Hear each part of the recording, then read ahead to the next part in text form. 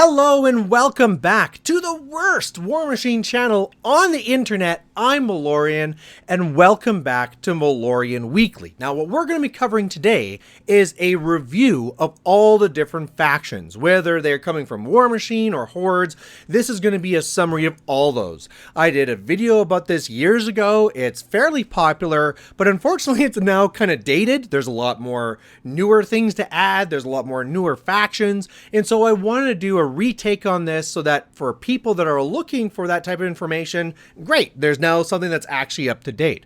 Now, while I say that, who is this actually going to be for? Well, what this video is going to be for is someone who's probably getting into Warmachine. They're like, okay, this game seems cool. I want to spend some money, but what faction do I buy? I don't want to jump in and buy a bunch of this faction, and it turns out they're not my play style at all. So really what this is trying to do is giving you a primer and saying that in general, that's what all these different factions are about, so that you can make a judgment call based on that. Now, realize that while I get into this, I'm going to be giving a very general scope. Now, a lot of these factions have been around for quite a while, so they have quite a few different models. There's a lot of different like sub-factions within them, and so there's a lot of different opportunities to do a lot of different things. But in general, I'm going to be covering what they're all about. I think another thing we keep in mind too is just the idea that right from the start here, there is basically three paths you might be wanting to also consider. The very first one is the Warmachine side. Now, this is all one game, but there's all these different parts that work together. And the first one's Warmachine, which is all about robots. So they have warcasters, which are using their magic to control the robots. And so if you're a person that likes robotics and robots, well, that might be something you want to be going towards. If you're a person, though, that's more about the monsters, you like werewolves, you like beasts, well, that's the Horde side, where you have warlocks controlling them. So if that's more your thing, you might want to be looking at one of the Hordes factions. The other thing you might want to be considering too that's new here is also Infernals. And they're all about demons and summoning, basically. So if you like that idea, if you always like demons and sacrificing things to summon evil creatures, that's really what Infernals is all about. Now, the other thing I want to say before I get into this is that I am just going to be covering the summary of what they're like on the table to play with. If you want to know more about like their lore and their story and what they're all about, fluff wise, there's other channels for that. In fact, I'm going to link down below the Servant of Nero. That's the favorite one that I like to go to. They started up a couple of years ago. They're great. Go check them out. But that's going to be for the story. I'm going to be talking about the tabletop. Now, the first part I want to be starting on here is the Warmachine side. So for this, if you like robots, that's what all these ones are going to be until I say we're moving on to Hordes. So the very first one we're going to be looking at then is going to be Cygnar. Now Cygnar, just to kind of give you like a general look of them, again, they're kind of like the general good guys of the game. If, good guys were people that were enslaving others and stuff like that, those types of good guys.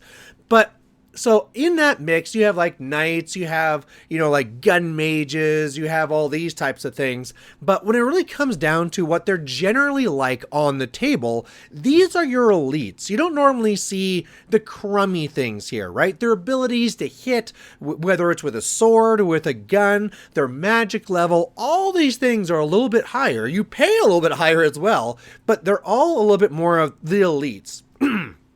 The other thing on here too is that in general, there's going to be a lot more things here that are all about, like, say, maybe guns, ranged attacks, and more specifically, lightning. As you can see some of my lightning things here, that's a big thing about this faction. You can find lightning things in other factions, but it's really heavily concentrated in Cygnar. So if you like the idea of these elite warriors leading into battle with these guns a-blazing and lightning going, and they still have those elite groups that can fight in combat as well with knights and things like that, that might be Cygnar, which might be right for you. Again, all these things can be built in different ways. I'm keeping this very generic. Next Warmachine one is going to be Protectorate of Menoth. So for them, they're like the generic religious group for the faction. You know, they really have this iconography all over them. So it's not really just like crosses and stuff. It's really more like the symbols of Menoth, but it's that same sort of vibe that you might get. Now, when it comes to how they actually play on the table, they now lean a little bit more closely to actually going for combat and hitting you in the face type thing, but more so to back these things up.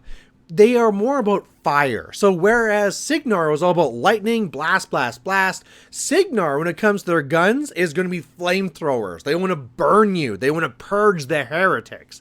At the same time, you know, they're going to have things that help them with, you know, sacrifice. Maybe somebody can lose life to keep something else alive. Maybe something else when other things die. They basically sacrifice themselves to keep that model alive. Things like that are in the faction. Again, very diverse, but that's what you're seeing more so here, where if you're looking for a little bit more combat other than the odd flamethrower, that's kind of more the idea that you're getting here. And also, I guess to give a little bit more for this too, I mean, whereas like Cygnar's coming out of the gates going pew, pew, pew, pew, pew, trying to kick you off the board as fast as possible, Menoth is more about like slow and wear you down and then try and get to the end where you have nothing left and they can just control the whole board.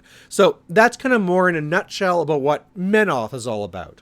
So the next one then is going to be now Khador. Now Khador is kind of the Russian faction. So if you want to look at them and the idea of like the big woolly hats and all in red and stuff like that and axes and, you know, words that normally with C's are now with a K type thing, that's going to be what Khador is. Now, the way that they actually play on the table is kind of a mixed bag. There's definitely a lot of things where their jacks are supposed to be a little bit higher armor. They're a little bit slower. Again, these things are very generic and, you know, can change a lot depending on how you take these things. But when it comes to their actual forces, they're kind of more now of a mixed army, I find. You usually find that there's a little bit of guns in there supporting some powerful combat, and you usually see more of a mixed bag in there. Although you can definitely take something that's, you know, all combat or things like that, but normally where you're seeing the spells really there to increase the power is going to be more so in its ability to hit hard and to kind of rely on its armor to stay there. So again, I don't want to be a broken record, but these things can be very different. But in general, that's what Khador is about. Now, Cryx is kind of like the evil one. They're the ones that like learned how to control death and bring things back to life, basically. I mean, if you had something that was like a zombie army, you'd be thinking something more like Cryx. Although if it was like zombie army with like a whole bunch of like cyber enhancements, there you go. Now we're more talking about Cryx. Now, when it comes to them, you're more looking at a whole bunch of infantry. There can be jacks and stuff too, but you're usually going to be seeing a lot of infantry that's on the table. A lot of it is usually pretty crummy. You know, it dies pretty easy, but there's a lot of it. Or maybe it's one of the ones where it's a little bit more of like the witch pirates that they have. So they're a little bit higher defense, but they really die very easily. Or maybe it's like the Banes, where they're like these paladins, undead paladins. So they'll hit really hard, but, you know, if they get hit, they're going to die pretty easy too. For them, a lot of their power lies within their warcasters. So a lot of their pieces are a little bit weaker, but their warcasters are stronger to really enhance the board and really make them do what they need them to do. So if that's what you're looking for more, where it's not so much the troops are elite, but it's the warcaster that's really powerful, that might be the one for you. Now, the next one here is the Retribution of Scyrah. Now, if you're a person that likes anime and likes Japanese things, this might be the faction for you because they look very different compared to some of the other things. You know, whereas you have like Cygnar Knights and the little like, you know, religious people from Menoth and the Khador, you know, Russians. Now, all of a sudden now you have this whole separate one where it's all like this high-tech armor and fancy stuff like that. They're all elves basically now. So that's what you're kind of getting them from a look there. And on the table, this is again looking more to the elite side, but these are now people that the models themselves, it's not like different things like, okay, I got this cannon that's going to be supporting this cav and that sort of mixed forces. It's more like now the pieces themselves serve a lot of different purposes. So their jacks might be really good at this sort of combat, but also have a specialized gun for this. They might have a unit that has kind of shooting for this, but a special rule for that. So they're really a mixed bag of just like having a lot of different interesting things where one unit does multiple different specialties. And so that definitely makes her a very interesting army, where of course it's going to be the same type of idea, where it's going to be a mixed arms type of list on there, where there's a little bit of this, a little bit of that, a little bit of that. But again, whereas opposed to you thinking like, okay, a mixed bag is like, okay, I'm going to have my soldiers in the front and the archers over here, and then I'll have some cannons over here. It'll be now like, oh no, like those archers also have like magical stealth, and that they're also really good at hunting robots. And these guys in the front also like can deflect blades. And this thing over here, it can also like knock you down. And all these like rules upon rules. That's really what they're all about. You know, like force fields for their jacks and stuff like that. So if that's the type of thing you like, and you like painting a lot of white, that's probably the faction for you.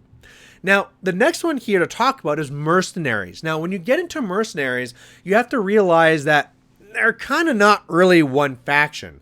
First of all, like the name implies, they're mercenaries, so parts of them can work for several of the other different factions. So by owning mercenaries, you can kind of very easily move over to one of the other factions, or if you have a little bit of mercenaries, you can use it with these other factions. But even within these mercenary groups, it's very diverse. So maybe you have pirates. Maybe you have these like, you know, trained soldiers or like throwaway soldiers, the steelheads. Maybe you have something where it's the dwarves, right? There's a whole bunch of different factions all within this larger faction of mercenaries. So that's something to really keep in mind there. And so when you go into them, though, probably the real thing to try and take away is that you have a lot of very unique units and models in there, as there's a lot of very character solos, a lot of ones where like, this is this one fancy person that goes around doing this. This is one special unit that goes around doing that. So you're going to see a lot of this, you know, very character part to it. Another thing, though, is that for the most part, they're not the elites, right? They're not the Cygnar elites that are really good at hitting and stuff. They're more just swords for hire. They're the cheap ones for the most part. So whereas some of their solos might be some real names from history, their units are usually more so, hey, can you hold this spear? Great, get in there. I'll pay you when we're done the battle, if you're still alive. That type of a thing. So if you're looking for something that has more weaker stuff, but has more choices. I think that's the biggest thing there, is that there's a whole bunch of choices you can take. That's kind of what you're getting there from Mercenaries. And again, there's a real mix. There's some really powerful things in Mercenaries for sure, but in general, the pieces you're taking are not those elite things. Your weapon skill is a little bit lower, your defense is a little bit lower, your armor is a little bit lower, but you're cheaper and you can take a lot of different things to make this mercenary force at the end. All right, that is now Warmachine regular factions done. Now, when I say that, that means these are the factions that are like the base factions for Warmachine, although there are these other ones that are limited factions. And these are the ones where you have to know going in, Privateer Press has told us, don't expect regular releases for this. We're giving you this little package of models and you can play it as a faction, but don't expect to be seeing lots of releases for them. So if you're a person that doesn't like buying lots of models and like, oh man, there's another release, now I have to buy that, and I have to buy this, and I have to buy that just so I can own everything, you might want to go with one of these limited factions.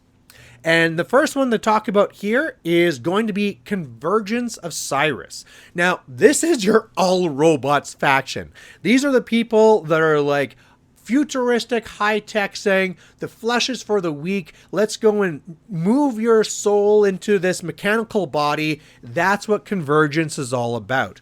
And if we're to think of the way that's going to be playing on the board, it's really about having modes and clockwork. So things are really set up so you have to activate this, which goes to this, which goes to this. This has to be in this location so that when it goes to this location, that can be in that location. So right off the bat, if you're brand new, that could be very overpowering and very overbearing to try and take all in at once.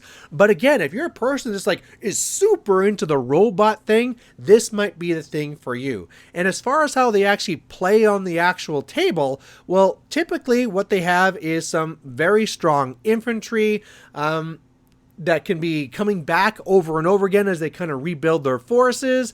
And then they also got some interesting tricks with these jacks that can really share this focus all over the place. Whereas other ones have to be like, okay, I'm going to allocate this magical power to these robots, and that's what I have. I have this cup. These ones, they share it. So this robot does this, puts the magical energy into the next one, it does its thing, passes on to the next one, and that's why you have to kind of do things in clockwork so that things kind of lead to the next. So that's the way that it kind of plays. So if you like unlocking puzzles and thinking about puzzles, this might be the faction for you. The next limited one is going to be Crucible Guard. These are kind of like your scientists. These are the people like developing the weapons and selling the weapons. And they're like into alchemy and like corrosion and stuff like that. And so when you look at them against a limited faction, but they're going to have a lot of models that they're going to have special rules for dealing with things like fire and corrosion and stuff like that, the elements. But at the same time, they're going to have some very sciencey ones where like, okay, this one here, they're all like, they're in rocket packs, right? So maybe like mad scientist is the better way to kind of explain this. So these people are on rocket packs and they're rushing across and doing this. And I got this tank that's going to be coming around here, trundling around on like its train tracks and spraying things and blasting things. That's kind of what you're getting here. So again, kind of a smaller faction, but that's kind of like the base idea. So moving from that now, we're now going to go into Hordes. So if you like beasts and monsters, this is now the spot you might want to be thinking about. And the first one to talk about here on our list is going to be Trollbloods. Now, Trollbloods are kind of what you might think they are. They're a bunch of trolls. So whether you want to paint them blue, green, or whatever you want, if you want things that are like not just those weak humans, but big, strong trolls, or if you're like me, maybe paint them green and call them orcs, sure, that's the one for you. Now, there's something to do about them is they're supposed to be like a little bit bigger, a little bit beefier, and so a big thing on them is going to be this tough, this rule that's on them so that whenever they get knocked down, there's a chance that they're not dead, that they'll be able to get back up.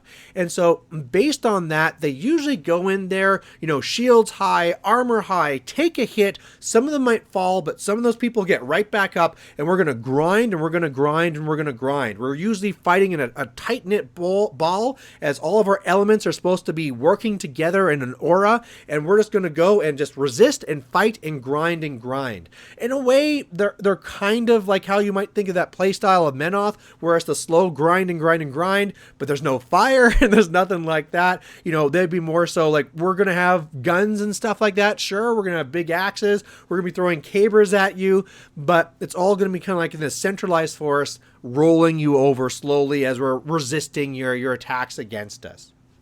All right. Next one here is going to be Circle Orboros. Now, if you like werewolves or druids, this is going to be more the one for you. The tree folk, that's really what Circle is. So the way that they work on the board is more so that hit and run. The whole idea where, hey, I'm going to go in and I'm going to be striking with this over here and then running away, or I'm going to be able to attack you from concealment here, or maybe I'll be using some of my stones so I can be teleporting my things to you to suddenly get the attack out of nowhere. These are those type of things. So they're not typically high armor. They're going to be fast. They're going to be hard hitting. And then even though they might not be survivable, they're going to kind of try and hit and run. Now, there is kind of two sides to Circle. There's a side that has all the werewolves and like the beastmen and stuff like that. And then there's the other side, which is more like all the golems that, like if you take stone and lumber and put it together and bring it to life and have these golems, that's the other side. Now, sure, those are going to be having higher armor, but in general for the faction, they're more higher defense, more agile, hit and run type of army. All right, Next one we're going to be talking about here is Skorne. Now, Skorne, or like the desert people, they're more like, if there was like a Japanese army in the desert that was all about sacrifice and pain, that's really what they're all about. So, you know, for their beasts, they have like these war elephants basically that they whip into turning into war beasts. All their disciplines are kind of more like around pain and stuff like that, like the benefit you can get from pain. But more so on the table really comes down to are things that can go and strike hard. So sometimes depending on the way you build it, it might be a thing where we take the hit, but the main thing is we're going to hit you hard, right? You can come in here and you can do damage to me. That's great. But when I hit you back, you're not getting back up. That's kind of more the idea for Skorne. Now, again, different parts to it. They have like a Rockman army and all these things where it's like, you know, stone statues come to life, and they have some other parts to it. But again, in general, that's more so what they're like. There's this like, I don't care how hard you hit me. I might go down. I'm going to hit you harder, and I'm going to take you out. All right, next one we're going to be talking about is Legion of Everblight. Now, Legion of Everblight, if you're a person that likes dragons or like Dragonkin, this is going to be the one for you. This is the one where like a dragon father is like, you know what, I might be defeated, but I'm going to make these people work for me by giving them some of my dragon power. They might start kind of looking like dragons themselves, but that's really it. So all their beasts, although they're not like true fantasy dragons as you might think about it, they're going to have those ideas of how they're going to be looking. Now, when it comes to them, they're more of a thing too where they want to be coming in fast and hitting you hard, but a little bit more of that combined armed type of idea to it. So in that, you know, we might have some archer pieces here, we might have some beasts, we might have a little bit of this, we might have a little bit of that, but we're going to take all that and we're going to try and hit you hard with it and make sure that you don't have much to be hitting back. We might be a little bit weak when you hit me back, kind of like Circle, but whereas Circle is kind of doing that more from that combat side, not really with a lot of guns at all. Well, now when you're looking at Legion, there's more guns involved, whether, you know, like there's a little bit of a fire here too, like this would be kind of more of the fire faction when it comes to the Horde side, so maybe we're breathing fire on you while these warriors charge in with their glaives, and I got these beasts coming in from over here, and it's kind of that combined arms approach. So if you like that combined arms dragon idea, Legion of Everblight might be the one for you. Now, just like how Warmachine had its mercenaries and had this group that's like, hey, we'll work for anyone if they have coin, the version of that over here is minions. Now, whereas with mercenaries, there's a lot of different sub-factions in there. In minions, it's kind of one side or the other. There's one side that's really a whole bunch of pigs and pigmen, and on the other side, gators and gatormen. Now, there's a lot of other smaller things sprinkled in, but those are the two side factions. And so if you're thinking about, oh, I'm going to take something that's going to be mixing all of them, pump your brakes, because it doesn't really work like that. You know, it's the same thing for mercenaries. If you want to be taking a bunch of pirates that are working with dwarves, that are working with, it might not exactly work the way that you're hoping, depending on what you're going to do with your factions and stuff there. But just so you know, it's kind of two halves into minions. Now, they're kind of the same thing as mercenaries, where when it comes to their solos, they'll have some very powerful solos because they're supposed to be these big name, strong people from legend. But when it comes to the units, these are not your elites, you know, for the most part. These are your weaker ones that are supposed to be getting in there and kind of dying. I mean, it's a little bit different. I mean, if you're talking about the gators, sure, they're a little bit tougher because they're beefier, they got more boxes, a little bit higher armor type thing. Whereas if you're looking over at the pigs, they got a little bit more guns in there. But I think the same things that we said about mercenaries, we can be saying those things here about minions. Just kind of like a mixture of all these different pieces, and you kind of like build your own force. Whatever you're into, this is really the type of thing where, hey, if I like this and this and this and this, hey, that kind of fits together into a minions army. And the best thing is that once you have that minions army, because it can work for the other factions, you're like, oh, well, I'll take this warlock and a couple of these beasts. Okay, now I got a Trollbloods army, right? So some of these things can transfer over very easily, which is important if you're planning on not just doing one faction. If you're like, okay, I know I'm going to start with one, but I'm going to move on to two. It's guaranteed. So With that, though, they also have their own limited faction, and that is Grymkin. Now, Grymkin is really the faction of nightmares. If you're looking for something where it's taking all these, like, old tales of, like, watch out in the woods, look out for underneath your bed, this lurks in the night, this is the type of thing that you get from Grymkin. Now, the way that they play actually on the table is kind of more of like a trap type thing. They don't really have feats and powerful one-time things that your casters will do in the other factions, or like, haha, I have frozen everything. It's more so in Grymkin is like, okay, I have these 3 traps, and when you walk into one of them, hey, you've activated my trap card, and now this really bad thing happens to you. So you're always holding these cards to yourself while you're trying to draw them in into making a mistake. So again, you can be building it different ways. Maybe you're going to be having these like robot chickens going in, or these, crazy scythe beasts that have covered in faces, or who knows what it's going to be with all these different people you can be making in there. But as you're applying this force, it's more so doing it. You see a lot more kind of working again together in a smaller block, so you get a little bit of that, but it's more so just like taunting, like, come on, come at me, make a mistake, see what happens. And then once that mistake happens, boom, that's when you pounce. So if you're a person that likes waiting for that and setting up those traps, that's probably then the faction for you. All right, last one we're on to now, Infernals. Now, Infernals, they're that last one that I said was all about summoning in demons. So they're the ones that made the contract with all the races early on. We're like, oh, you want magic? Okay, well, just sign over a third of your souls type thing. And now they're coming to collect it. And what do they do with those souls? Well, your essence is, well, they turn them into monsters. And so what they'll do is sacrifice their own army to be raising up other beasts. So if you're a person that's more into a thing where like, yeah, I'm going to go like literally sacrifice this model myself. It's not that I'm putting in front of you to kind of like stall you. No. I'm sacrificing them myself so I can turn this little person into a big monster. That's the kind of faction that you might be thinking about. Now, the other thing we think about here that's important for the way that they play on the table is that because you're not just playing a single list, but you're playing a list of possibilities of like, these are all the people I plan to kill and turn into monsters.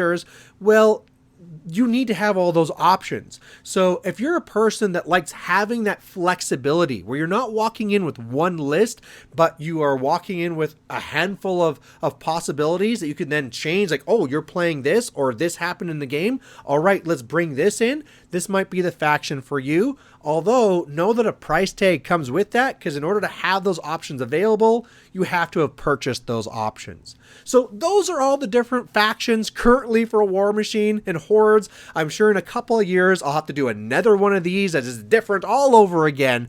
But that's the generic breakdown. I would say the real thing you should do now, if anything that I said sounded interesting to you, go online and just look at them. Look at all the different models that are available. Know that I gave you a taste of what they're kind of play on the table, but maybe you look at Cygnar and you're like, oh, I just really like these night things. Or, you know what? I just like the lightning thing. Or, you know what? I like the trench warfare thing. Your army might go very differently within that same faction. Or even if you're like, well, I'm playing this one that's all about like the trench warfare with guns, but I'm bringing it to you. I'm going to charge you. You can play these things differently. So know that you're not really pigeonholed. These different factions lean a certain way, but it's not like the way that you have to play them, right? You're not like a designated healer or anything like that for some other game. So there you go. If you have any questions about any factions or anything I said, or wanted to add your own takes on them, please post them down below. And otherwise, we'll catch you later. Bye.